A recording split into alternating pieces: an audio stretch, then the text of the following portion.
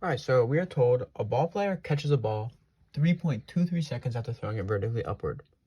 With what speed did he throw it, and what height did it reach? So first things first, we're going to write our constants. So time equals 3.23 seconds.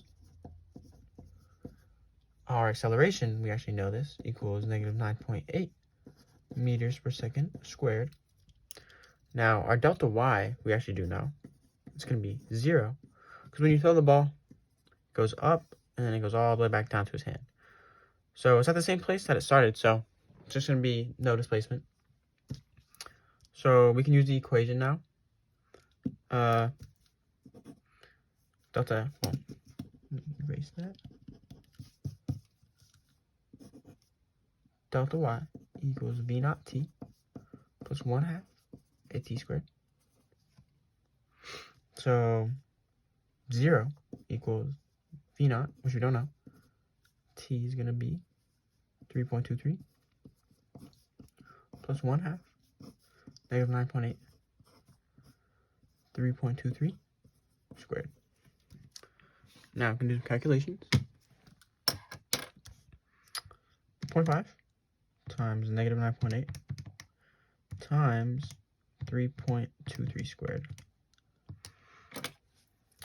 So let's move this to the other side because it's going to be negative. So we can say 3.23 v naught equals 51.12. Now just divide. So v naught equals negative 15, well, positive 83 meters per second. So that's part A. So now we have v naught. So let's say v naught equals 15.83 meters per second. Now it's asking what height did it reach.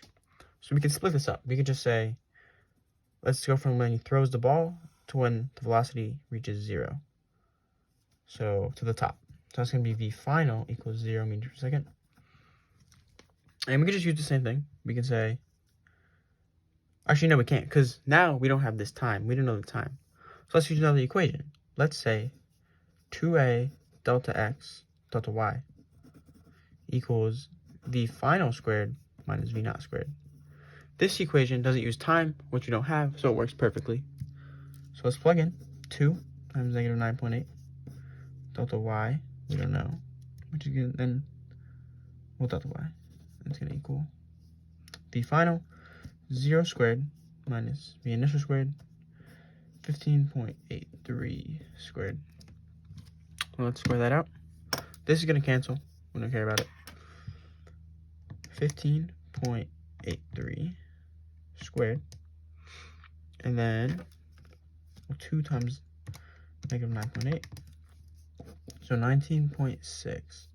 Negative 9.6 delta y equals negative 250.59. Now notice that I kept the negative because we're subtracting this quantity. We're not squaring the negative. So it says negative. And then let's divide. So negative 250.59 divided by the answer. This gives us delta y equals 12.79 meters.